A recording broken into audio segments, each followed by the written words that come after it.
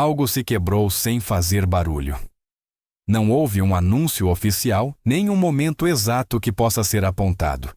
Mas na última década, o clima dos relacionamentos mudou de forma radical. Para muitos homens, a conduta de certas mulheres em casal, em público e no mundo digital tornou-se irreconhecível. Exigências que parecem não ter fim, uma sensação de direito automático e uma desconexão profunda com a realidade cotidiana começaram a ocupar o centro do palco. E enquanto esse padrão se repetia repetidamente, uma pergunta começou a circular com força. Em que ponto tudo se desviou? Este relato não é um ataque indiscriminado. Não fala de todas as mulheres. De fato, muitas mulheres também observam esse fenômeno com desconforto, o comentam em particular e sentem que algo não se encaixa. Aqui se analisa um grupo específico, um perfil que foi moldado durante anos por discursos culturais, educacionais e midiáticos que prometiam empoderamento, mas que acabaram semeando expectativas irreais e relacionamentos desequilibrados. O resultado não é liberdade nem felicidade, mas frustração constante e uma tendência a culpar sempre fatores externos quando as coisas desmoronam. Por muito tempo tentou-se manter uma postura temperada, buscar o ponto médio, suavizar as palavras para não gerar rejeição. Mas chega um momento em que a neutralidade deixa de ser uma virtude e se torna uma forma de evasão. Quando se ouve homens jovens descreverem dinâmicas de manipulação emocional, desprezo normalizado e jogos de poder encobertos, o silêncio deixa de ser uma opção honesta. As mentiras confortáveis constroem relatos agradáveis, mas são as verdades incômodas que explicam por que o terreno dos relacionamentos modernos parece hoje tão frágil. O que vem a seguir não busca agradar nem tranquilizar consciências. Busca entender que forças impulsionaram essa mudança, porque ela se normalizou e que consequências já estão aparecendo diante de nossos olhos. E talvez, no final, a pergunta-chave não seja apenas o que ocorreu, mas quanto tempo esse modelo poderá se sustentar antes que a realidade cobre a fatura de forma definitiva. Nada disso surgiu por acaso. Durante anos, uma mensagem se repetiu de forma constante, até se tornar inquestionável. Desde a infância, muitas mulheres foram ensinadas que eram especiais pelo simples fato de o serem, que amadureciam antes, que compreendiam melhor as emoções e que, em essência, estavam um passo à frente dos homens. Frases aparentemente inofensivas se converteram em dogmas culturais. As meninas mandam, o futuro é feminino, você é o prêmio. E quando uma mensagem se repete o suficiente, deixa de ser percebida como opinião e começa a ser sentida como verdade absoluta. Com o passar do tempo, essa narrativa se consolidou e se reforçou em múltiplas frentes. Na escola, no entretenimento, na publicidade e, mais recentemente, nas redes sociais. Influenciadores, discursos motivacionais e conteúdos virais repetem a mesma ideia com diferentes disfarces. Você não precisa mudar, não precisa contribuir, não precisa se questionar. O mundo deve se adaptar a você. Nesse contexto, não surpreende que algumas mulheres tenham internalizado a crença de que sua mera presença constitui um valor em si mesma dentro de um relacionamento. Esse é o ponto onde a programação começa a mostrar suas consequências. Quando alguém acredita que é o prêmio por existir, deixa de ver o relacionamento como uma troca e começa a vê-lo como uma concessão. Aparece a ideia de que o outro deve se esforçar, demonstrar, pagar, ceder e se adaptar, enquanto ela simplesmente está. Muitos homens descrevem ter ouvido frases que revelam essa mentalidade sem nenhum pudor. Você deveria se sentir afortunado por estar comigo.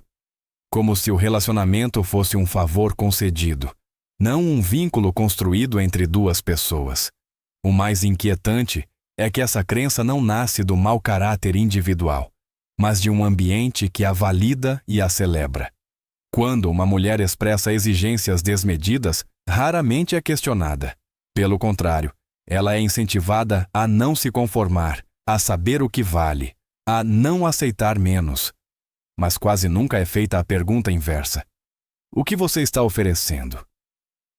Essa omissão constante acaba criando uma visão profundamente distorcida da realidade.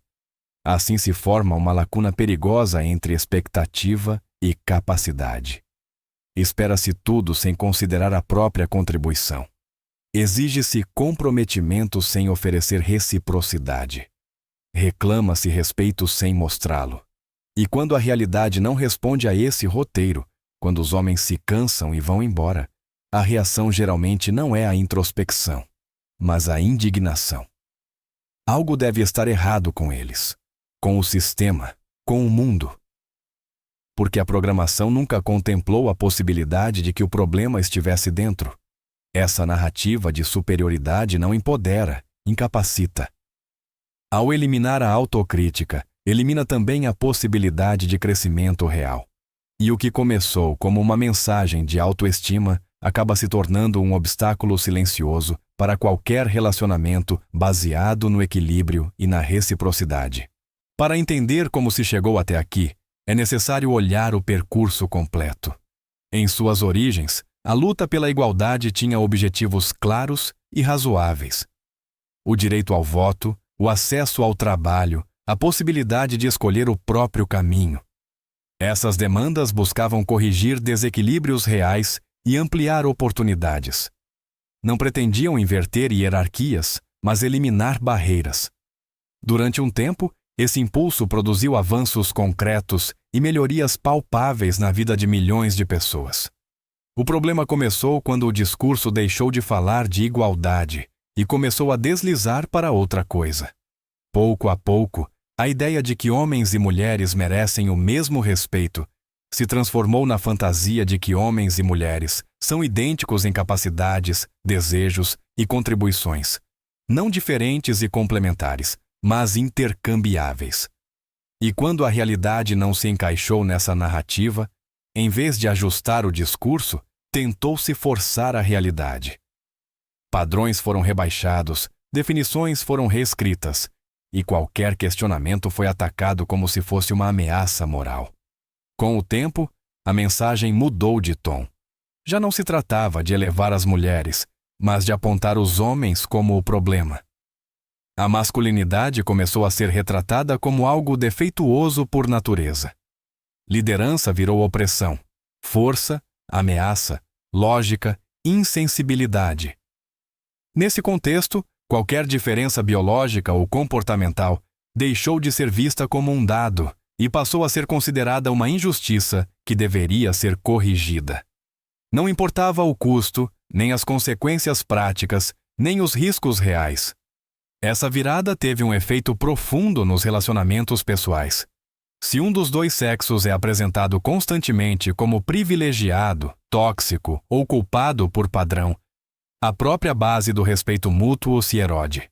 Instala-se uma dinâmica em que um deve se justificar permanentemente, enquanto o outro se sente legitimado para exigir. Isso não é igualdade. É uma forma sutil de subordinação disfarçada de progresso. O paradoxo é que, em nome da equidade, acabou se criando um novo desequilíbrio. Direitos foram concedidos sem falar de responsabilidades. Expectativas foram fomentadas sem ancorar contribuições. E construiu-se um relato em que questionar essas inconsistências é considerado um ataque, não um convite ao diálogo. Assim, o que começou como uma busca legítima por justiça derivou para uma narrativa que já não busca equilíbrio, mas validação absoluta. Quando a igualdade se torna um dogma inquestionável e não um princípio prático, deixa de servir às pessoas reais. E esse é o ponto exato em que muitos relacionamentos começam a se romper, não por falta de amor, mas por um arcabouço ideológico que tornou impossível o entendimento. Uma vez que a narrativa muda, as ferramentas também mudam. Quando a ideia de superioridade não pode ser sustentada apenas com palavras, entra em jogo a culpa. Durante anos repetiu-se uma mensagem simples e eficaz. Os homens oprimiram as mulheres durante séculos. Portanto, os homens atuais devem compensar essa dívida. Não importa quem você seja, de onde você venha, nem o que você tenha feito em sua vida pessoal. A culpa é herdada, é assumida como coletiva e é utilizada como moeda de troca nos relacionamentos cotidianos.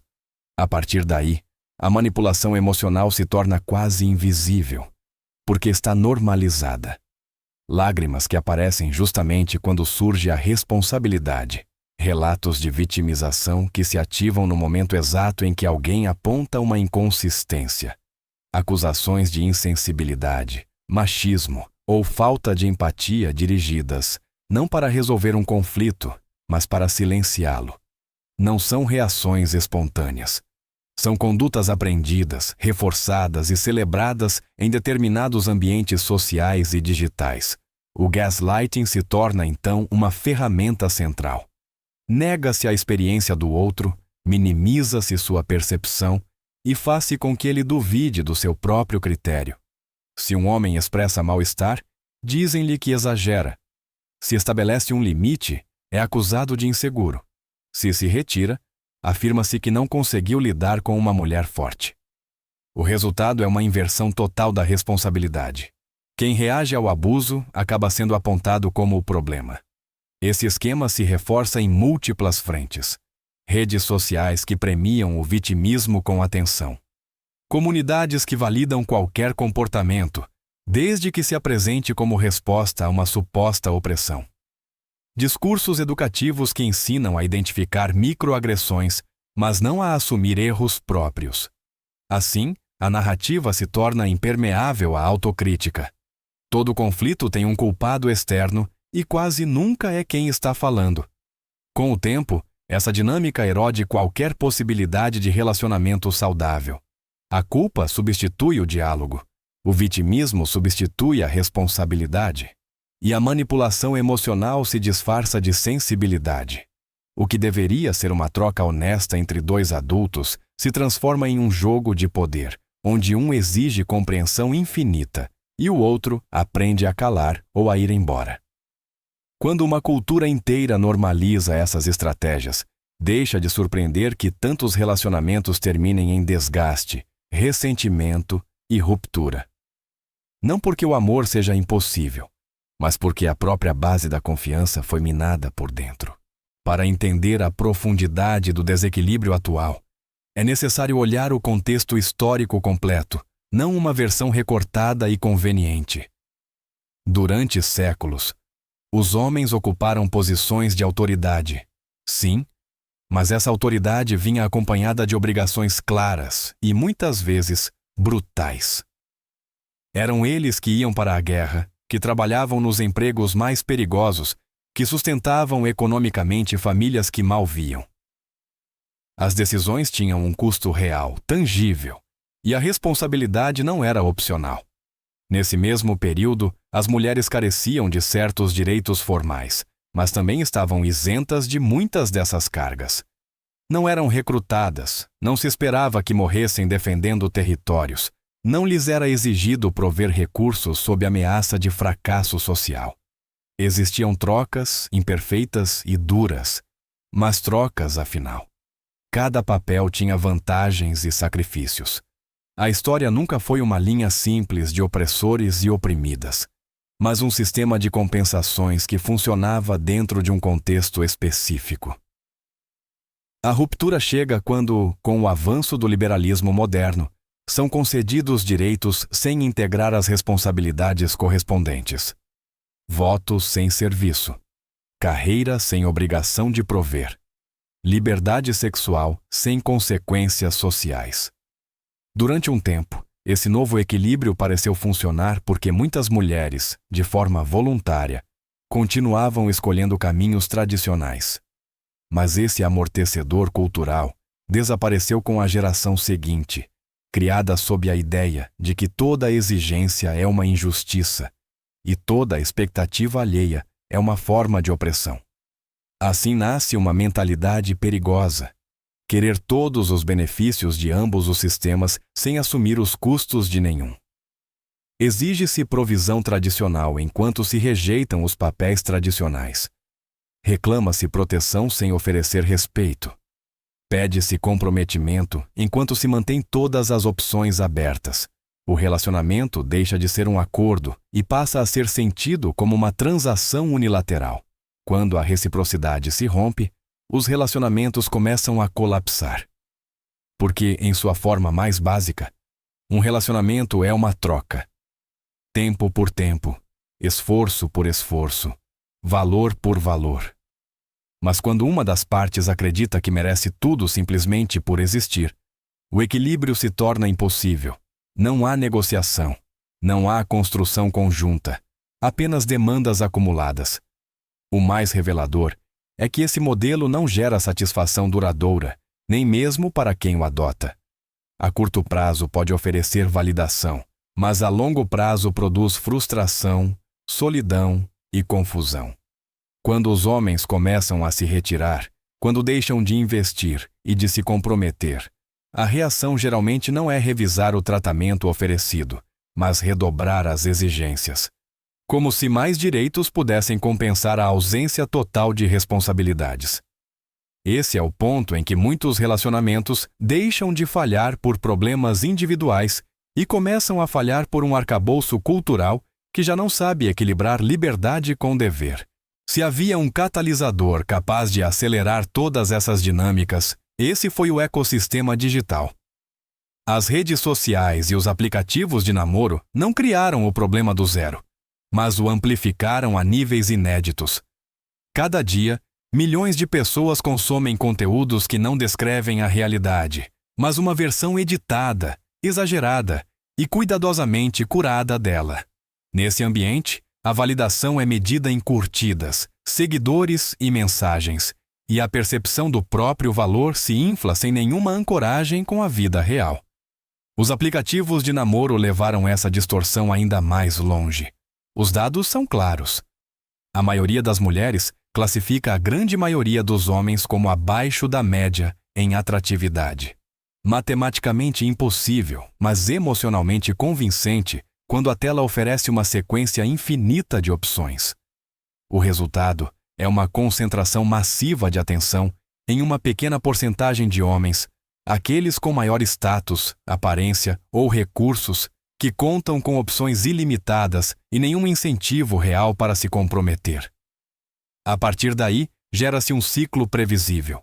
Compete-se por esse pequeno grupo, aceitam-se dinâmicas superficiais e temporárias, e quando o relacionamento não prospera, a conclusão não é que se escolheu mal dentro de um mercado distorcido, mas que todos os homens são iguais. A experiência individual se generaliza e se torna narrativa coletiva. Enquanto isso, os 90% restantes permanecem invisíveis, descartados sem sequer entrar na conversa. As redes reforçam esse processo de forma constante. Mensagens que elevam padrões ao irreal, que apresentam qualquer concessão como uma derrota e qualquer limite como uma traição a uma suposta autoestima. O esforço é redefinido como opressão, a cooperação como fraqueza e a paciência como falta de ambição. Nesse contexto, fracassar nos relacionamentos deixa de ser visto como um sinal de ajuste necessário e passa a ser interpretado como prova de que o mundo está errado. A consequência é uma desconexão profunda entre expectativas e resultados. Quanto mais se consome esse conteúdo, mais se eleva a fantasia e mais dolorosa se torna a realidade. E em vez de corrigir o rumo, o sistema impulsiona a redobrar a aposta, a exigir mais, a filtrar mais, a esperar mais. Assim, a grande distorção se perpetua, alimentando frustração em ambos os lados e erodindo qualquer possibilidade de encontro genuíno. No centro de toda essa confusão, há uma negação persistente da realidade biológica.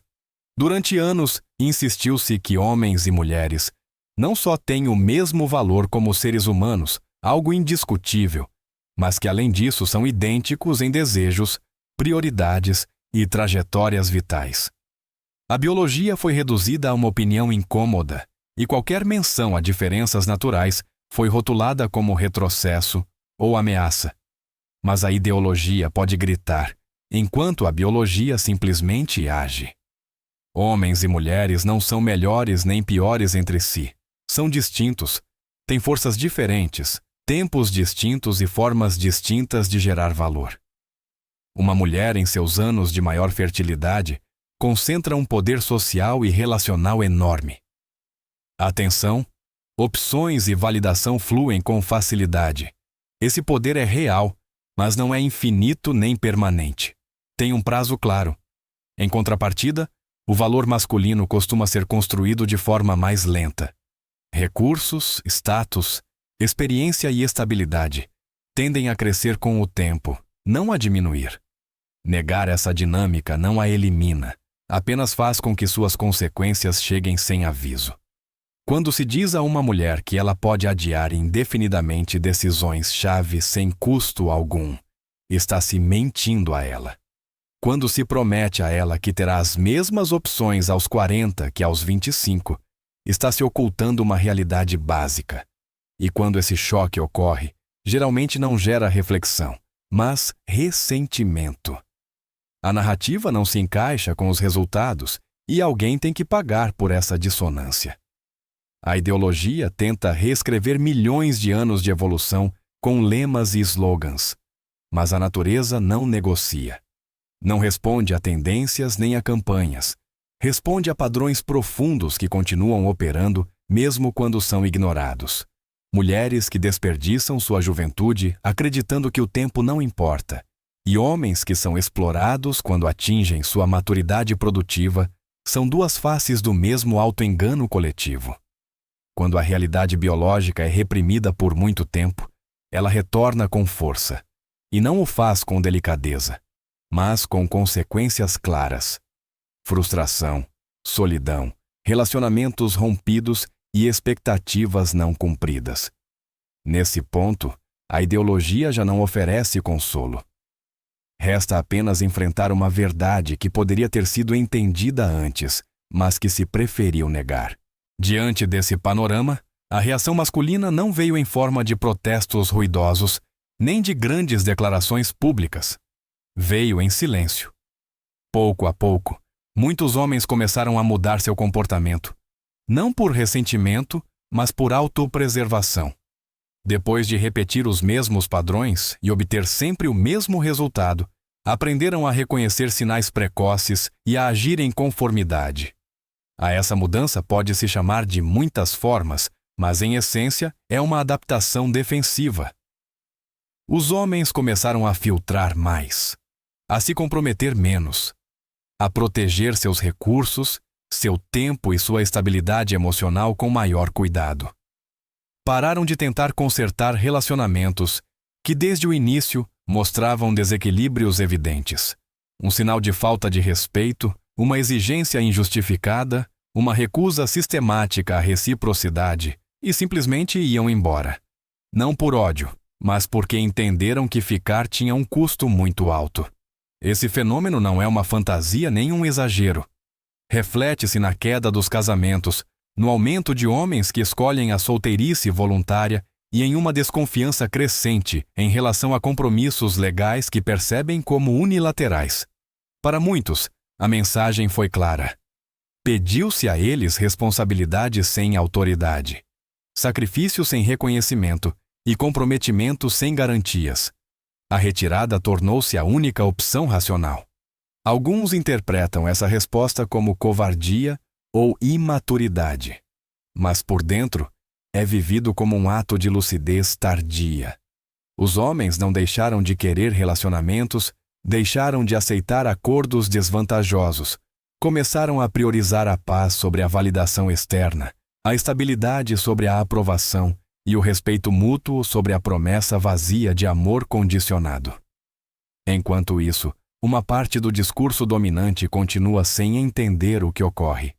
Acusa-se os homens de ter medo, de não estar à altura, de não saber lidar com mulheres fortes. Mas essa explicação ignora o cerne do problema. Ninguém abandona um acordo justo. As pessoas vão embora quando sentem que sempre dão mais do que recebem. Assim, sem barulho e sem lemas, está ocorrendo uma retirada massiva. Não é uma guerra de gêneros. é uma resposta lógica a um sistema que deixou de oferecer incentivos reais para participar.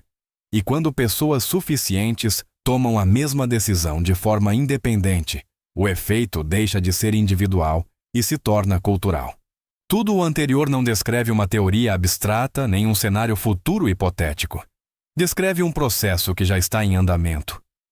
Os relacionamentos modernos não estão falhando por falta de oportunidades, mas por um arcabouço cultural que quebrou o equilíbrio entre direitos e responsabilidades, entre expectativas e contribuições reais. Quando esse equilíbrio desaparece, a consequência não é a libertação prometida, mas a fragmentação, mais solidão, mais ressentimento e menos confiança mútua. A sociedade já está se dividindo em dois caminhos claros. Por um lado, um ambiente onde dominam as narrativas de superioridade, a ausência de autocrítica e a exigência permanente sem reciprocidade. Por outro, um espaço mais silencioso, menos visível, onde homens e mulheres buscam relacionamentos baseados em respeito, complementaridade e acordos claros. Não é uma divisão ideológica declarada, é uma seleção natural de comportamentos. As pessoas se aproximam do que funciona e se afastam do que desgasta. O resultado é incômodo, mas coerente. Os homens que estabelecem limites e constroem valor tendem a encontrar relacionamentos mais estáveis ou, na sua falta, escolhem a calma da solidão antes do conflito constante. As mulheres que questionam a programação, recuperam a autocrítica e apostam na reciprocidade, costumam encontrar vínculos mais sólidos. Quem não o faz, frequentemente fica preso em um ciclo de expectativas quebradas e culpas externas. Nada disso nasce do ódio nem da revanche. Nasce da realidade se impondo sobre os relatos. A biologia, a psicologia e a experiência cotidiana não negociam com lemas, premiam o que funciona e castigam o que não. E esse ajuste já está ocorrendo, com ou sem aprovação social. Agora a pergunta fica aberta. Para onde você acredita que essa mudança se dirige? Você tem visto essas dinâmicas em seu entorno próximo? Que comportamentos te fizeram tomar distância ou repensar um relacionamento? Compartilhe sua experiência e seu ponto de vista nos comentários. Esse debate não está fechado, e entendê-lo juntos é parte de documentar o momento cultural que estamos vivendo.